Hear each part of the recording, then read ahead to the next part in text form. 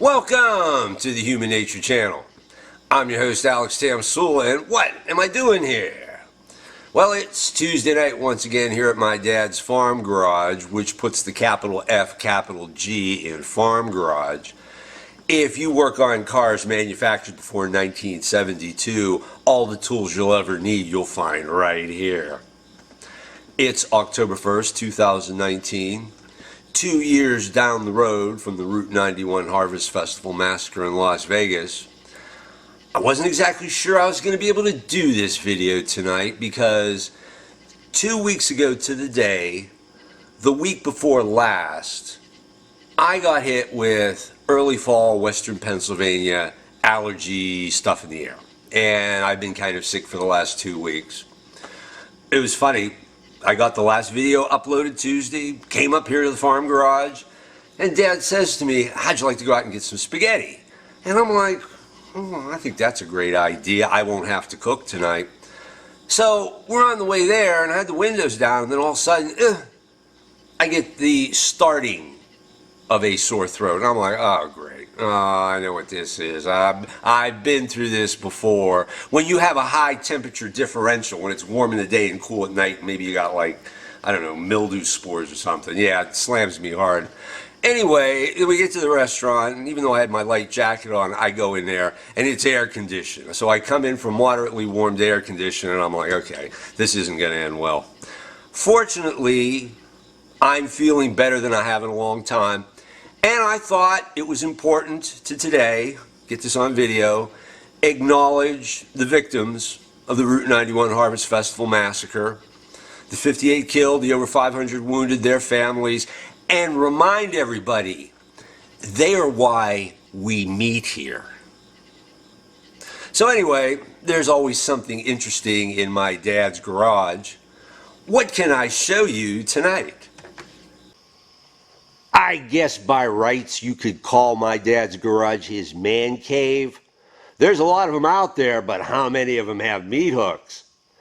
Now that pan off to the left will hold ground beef, and it will go on top of that covered contraption at the center of the picture. I'm not going to tell you what that is, but if it gets up and running in November, I'll show you what it can do. And on the far left, we have a hoist. Yes, and it was part of a routine I wanted to do where I lowered it and hooked it to my belt and see if I could lift myself off the floor without causing internal organ damage. But I'm still feeling tired from that cold or allergy, and I didn't feel like plugging it in and playing with it, so let me think about this. I think I've got everything I need. I happen to have a wedge for wedge issues.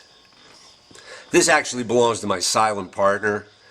I was over at his place. We were in the backyard cooking steaks on the grill. I wander into the kitchen and I see this thing sitting on one of the side counters.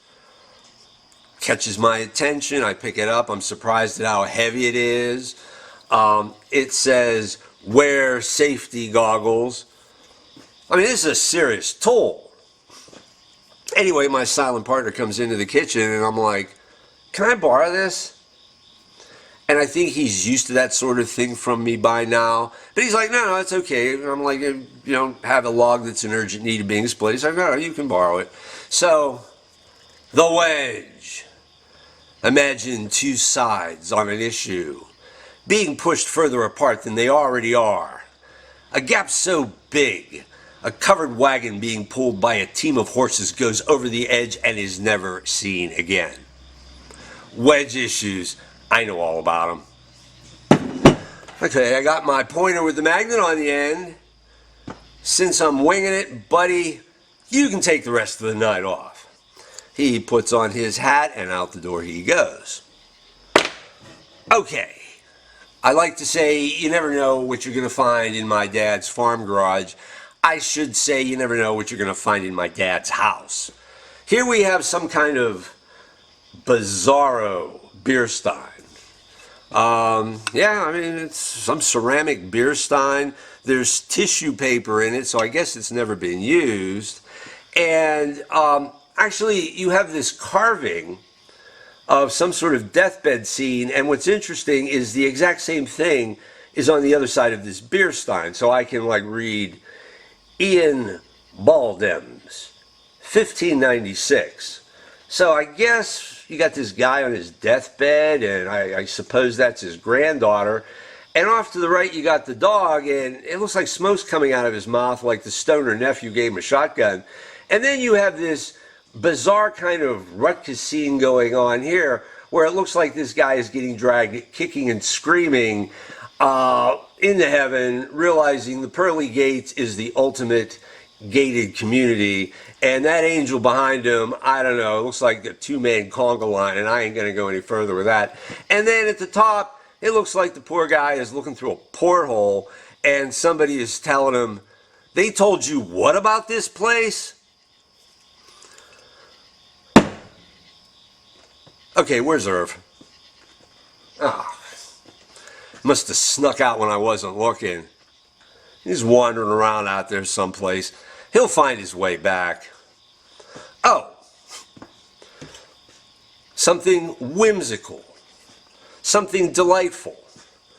What we got here is a whistle with a bird on it, and watch the bird's beak when I blow through it.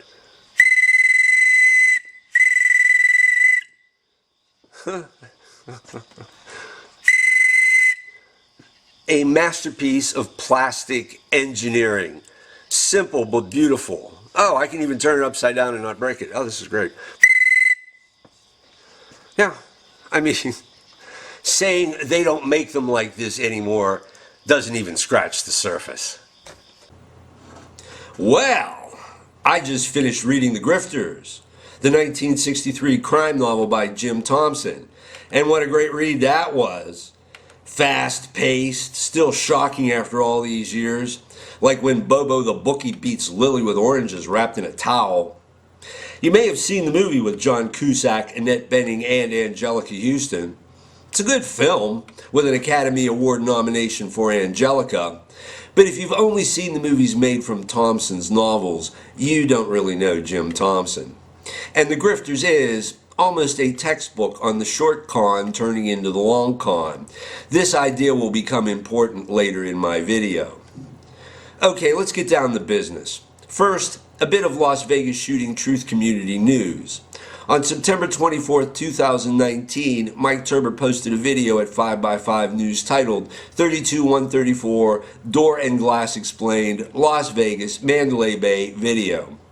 As promised in the notes section, this exclusive video shown live on Facebook back in August 2018 gives you a look at doors identical to the ones between 32134 and 32135, and you will learn everything you always wanted to know about how those doors operate. Mike is in a room at the Mandalay Bay, not 32134 obviously, but a room identical in layout, and he delivers the goods. The video cleared up some confusion I had about the type of door, or I should say doors, between the two suites. For the longest time I thought it was just one door, the descriptions in print not being that thorough. That is just one example of the types of problems I was having with my lack of knowledge. I came to the Las Vegas shooting video community a year later than most people. And it wasn't until the Pittsburgh synagogue shooting in the Squirrel Hill neighborhood of Pittsburgh, a neighborhood I go to every day, that I felt a serious need to make my presence known to the Las Vegas shooting investigation community. I said it before and I'll say it again because this is important. You have no idea what that synagogue shooting did to me. And because of a strange angle I have on that shooting, which all of you should know about by now, I plunged in. I soon discovered I was far behind the learning curve, in some cases buying into and repeating bullshit. The doors between the suites being a case in point. It would have been nice to have seen Mike's video before I started doing my own work. Then I would have had a more informed crap detector in my head. But hey, live and learn. That's the reason I go to Mike Turber's videos and live streams. I go to learn. And if you don't like it, you can take a hike. This is school, motherfucker. The second thing I'd like to talk about is a YouTube channel called Las Vegas October 1 Sounds. Once again, I have to thank the ever-dependable Eric Peters, since I wouldn't have known about this channel if it wasn't for him. He's on Twitter like I am, and I follow him, and he retweeted the video, Questions. What can audio analysis tell us? In an excellent 40-minute video, the creator of this channel presents 47 questions he's trying to have answered. I watched the whole thing, but it is the hard stuff. He sounds like an audio engineer, and if you don't have a science background, you'll have to pay close attention. This is not a video for all the dumb shits out there. There's other Las Vegas shooting videos for that. The creator of Las Vegas October 1 Sounds even mentions John E. Cullen Hoover and has a question for him. Why doesn't Hoover take his flashing lights and plot them on a map? When they occurred, where they were, the precise time of the flashes, then compare them to the global shots being fired. I was really impressed with the thoroughness of that type of thinking. But if you'd rather believe crap like there were shooters on the ground at the Route 91 Harvest Festival massacre, you might as well stay away, because whoever this guy is, he's not going to tell you what you want to hear, he's going to tell you what he has found, and that's not going to draw the people who just want their delusions fed. Don't say I didn't warn you. As with all videos mentioned, you'll find links down in the notes. Next, I'd like to own up to a big mistake I made. But first, I gotta set the scene. On September 12, 2019, John E. Hoover posted a video titled, Las Vegas Shooting, Are We Hearing an Eyewitness Exclaim, It's an Air Assault! Exclamation point, question mark, question mark. I saw the video in my queue and I groaned. I asked myself, do I really want to watch this? Since I want to be so done with Hoover's unscientific horseshit. But you know me, ultimately I can't resist, so I went to the video and glanced at the comments section first. Most of them were from Hooverites telling this flim-flam man what a great job he's doing, except one commenter named Mark Martin, who said, I listened with my headphones and everything, and I couldn't make out it's an air assault. That made me laugh, because Mark was zeroing in on the way Hoover mealy-mouths his way around his so-called evidence. Proof? I don't need no stinking proof. It got me a little curious as to what it was Hoover thought he had to support his big-budget action movie Fever Dream. After watching for almost half a minute, something stopped me cold. Suddenly, I had reason to comment, and this is what I posted. At 5:29, you hear the policeman say, I can smell the gunpowder. If multiple shots were coming from helicopters that high up, with the spinning blades above the chopper to create lift, you wouldn't smell anything. A helicopter moves air over its rotors by spinning its blades. The airflow is going up. Please explain the smell of cordite from that high up in your next video. And why doesn't anybody smell the exhaust from the helicopters? Now, even though there is part of this explanation that is close to what's going on with a helicopter's blades, I really didn't dig that deep into how the blades function, only giving a quick glance at the first online explanation I came across. Unfortunately, what I said was technically incorrect because of all I left out. So about a week later, I get an answer to my comment from a gentleman named Texas Sun. He said, not arguing for nor against Cullen, but the propeller of the helo pushes down, thus giving the helo lift. If the prop pulled the smell up, it would push the helo down. I assume you have not ridden on a helo, because you can feel the air pushing downward from the prop when you board. You can also see this in any video of a helo sitting on or landing on the ground. The air is pushed downward, thus kicking dust outward from the helo, not sucking it up through the prop. Well, was my face red? And I'm thinking, oh God, did I blow it that bad? Just what I need. My allergies are driving me crazy and me fucking up. I'm not helping the cause here. But I answered Texas Sun and said, fair enough, I stand corrected. I actually looked up the operation of a helicopter online and it described it as a suction. Went back and looked up some other descriptions of how helicopters work that were more clear. I thought, time to school myself on helicopters. After watching a few YouTube videos on the subject, I found I had a response for Texas Sun. I said, actually, it's a little more complicated than simple downward thrust, now that I'm looking at it. It also depends whether we're talking about ascent, descent, or hover. There is always circular airflow, a vortex, at the ends of the blades along with downward thrust. With what's called out-of-ground effect, hovering at 50 feet or higher, the wingtip vortices become very large compared to in-ground effect, say hovering at 10 feet, where the vortices are smaller and the downward airflow hits the ground and spreads out.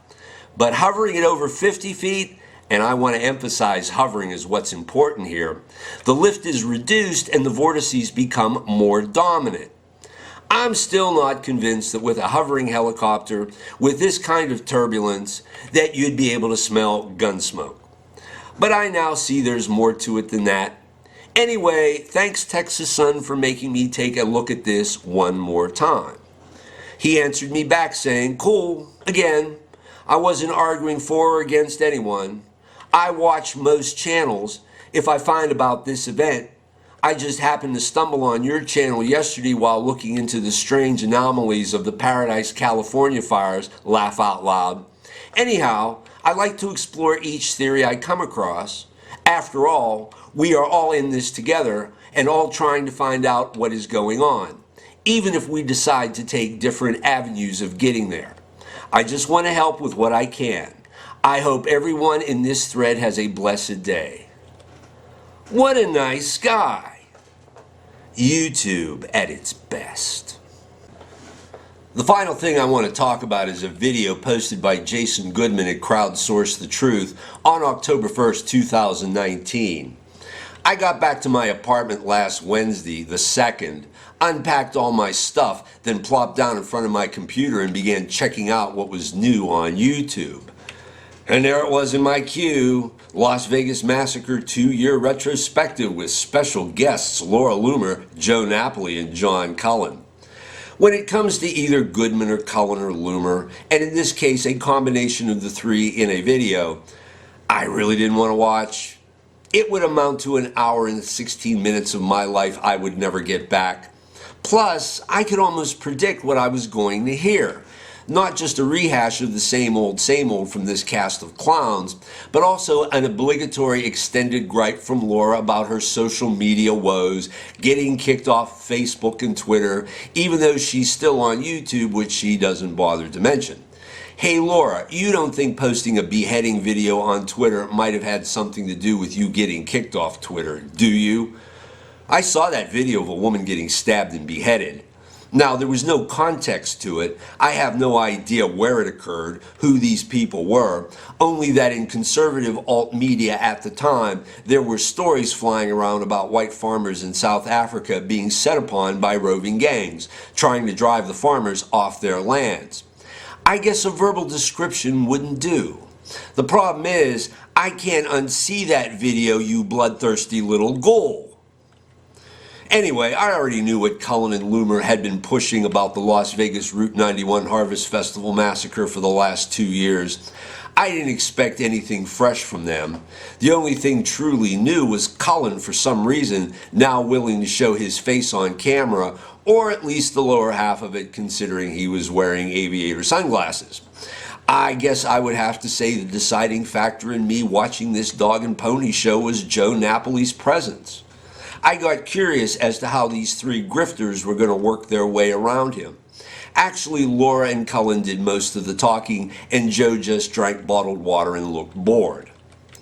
So we'll start off with a picture of Napoli, John Cullen, Laura Loomer, and Jason Goodman shrunk down to the size of a postcard.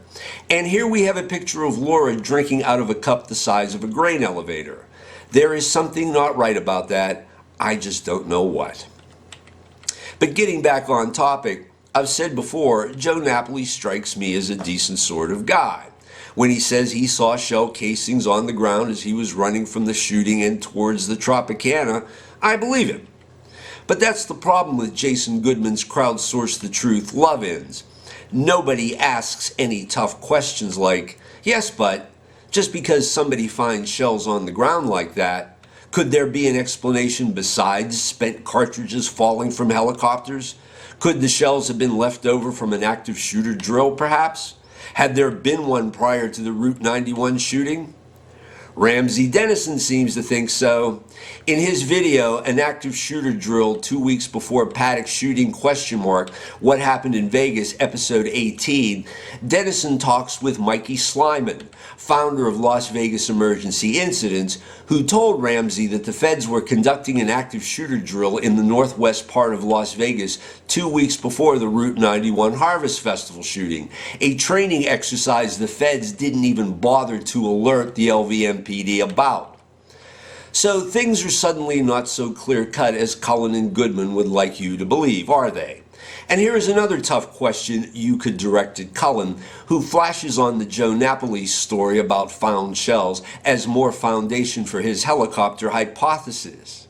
Okay, John, if your multiple helicopters were shooting down on the Route 91 Harvest Festival, taking turns in your talking gun scenario, why aren't there shell casings on the ground all over the place, not just in the one pile Napoli stumbled upon? Would they not be falling like rain on people's heads? There were 1,100 rounds fired during the Route 91 massacre, so there should have been over 1,000 shell casings on the ground from the helicopters. Numbers don't lie, but people make shit up. I actually feel kind of bad for Joe Napoli in being part of this circus. He's in with the fast crowd and may not realize it. Here is what's ironic. I would at least be open to listening to the possibility Stephen Paddock may have been part of some gun running operation, which was something Laura hammered away at. When I first came to doing Las Vegas shooting videos, I brought along a big-time bias. I've told various aspects of this story in my earlier videos, but like I've said, I knew a gangster. Her name was Teresa, and she was a mob bookkeeper. But this wasn't some chick with thick glasses and a pencil behind her ear. This woman was double tough. Under different circumstances, Teresa could have been an officer in the Marine Corps. But unfortunately, her life went a different way. She was a hardened criminal, a felon, and it was she who explained to me how illegal gun trafficking worked. So, going back to the first news reports about the Las Vegas shooting and Paddock having a room with 24 guns in it, I asked myself, was this some kind of gun buy gone horribly wrong? And I speculated a lot back then. Lately, however, when it comes to talking about evidence, my focus is only on what you can take to a lawyer or put before a judge to either admit or disallow. Anything else is a colossal waste of time. Yeah, Laura, you little bottom feeder, you're right, there was a cover-up, but it's a cover-up of the LVMPD's ill-preparedness. It's a cover-up of MGM Resort's pinch-ass, piss-poor security. To not pursue this and instead push some anti-Saudi agenda that tries to pin the Route 91 Harvest Festival massacre on some faction in the House of Saud trying to off another faction with no proof is an insult to the victims and survivors and the families affected by the shooting, and disgraceful behavior on top of it. I have too much conscience to get behind that. Speaking of conscience, or lack thereof, let me show you a brief clip, about a little over a minute, from Las Vegas Massacre 2-year retrospective with special guests Laura Loomer, Joe Napoli, and John Cullen. This has to do with Laura's opinion of Catherine Lombardo and her reaction on learning of Catherine's passing. Joe's got something on his mind. What did you want to say, Joe? Well, I was gonna ask Laura. Wasn't there an attorney out in California here? It may have been Catherine Lombardo, no relation to Joe. But didn't she get an injunction or a stay on Paddock's estate where their money couldn't be dispersed? I am not too familiar with that. Honestly, No. I can I want to say yes or no, but I don't want to give information away. But I don't know. I wouldn't necessarily even trust that woman either. I mean, I think that the way that she jumped on Scott Perry during his interview on Tucker Carlson, and she freaked out and had a meltdown when he said that ISIS wasn't involved, when she is supposed to be representing the victims. I mean, why is she so? Right. Well, easy, guys. She just passed away. She just passed away. Catherine Lombardo passed away about a week or 10 days ago. Oh, from what? Cancer. Interesting. Yeah, she passed away. That's tragic and everything, but interesting timing to say the least. Interesting timing, to say the least. How tactless can one shameless little shit get? It's almost comical watching Cullen having to rein her in. But when it comes to what's been happening in the Las Vegas shooting truth community, our con man from Thailand seemed a lot more plugged in than Laura, and just as tactless, since he reveals details of Catherine's personal life that have no relevance to the Las Vegas shooting. Here is another picture from the vid. Can you believe the silly expression on this dumbbell's face? I mean, take a good long look. I'll wait. Now, I didn't know a great deal about Catherine Lombardo until she passed away. For example, I didn't know about her appearances on Fox News because I don't have cable and I don't watch Fox. I knew who she was. I knew some of what she was up to, but it wasn't until Mike Turber talked about his friendship with her that I learned how important she was to the Las Vegas shooting truth community. The sane members of the community had lost an important ally. So when it comes to Catherine, does Laura think she's being cute with her snarky attitude? I don't think Laura's cute. I think she's gross, actually. And I don't have to go out of my way to find reasons to seriously dislike Laura Loomer. The reasons find me. And shame on Jason Goodman for demonstrating his lack of moral compass by just sitting there like a lump and giving zero fucks about Laura's interesting timing innuendo. Laura isn't the only one who is shameless, something she once said about herself in a tweet, by the way. Lastly, John Cullen comes across like some kind of penny ante mind control experiment. He has a hypnotic voice, does he not? Listen to the tone. Listen to the pace. Now, he's not a good hypnotist. He doesn't really have any technique. That's why he doesn't speak in his vids. But even a one-trick pony hypnotist like Cullen has one thing going for him. He sounds slightly depressed, and that pulls slightly depressed people his way. Or how about the awful music in a lot of his videos? Hard to remember, isn't it? It's meant to be. As you watch, you tune out that music and everything presented shoots right past your defenses. Thus, the cult of Cullen is propagated, where criticism of his shit might get you group shamed. Ask yourself, who is this guy really? Anyhow, that's it for this go-round. I'm still not feeling 100% from these allergies. Could you tell? And the song, well, none today. I tried doing a rehearsal on Tuesday and it didn't go very well. But I do have a song I really want to do. I'll work it all out and have it for you as soon as I can. Before I finish, a shout out to my good friend Michael Saul, my 100th subscriber. He moved away from Squirrel Hill. Hey Mike, can't wait to get together and hear what you have to say about the Big Lebowski. Mike and everybody else, have a good one.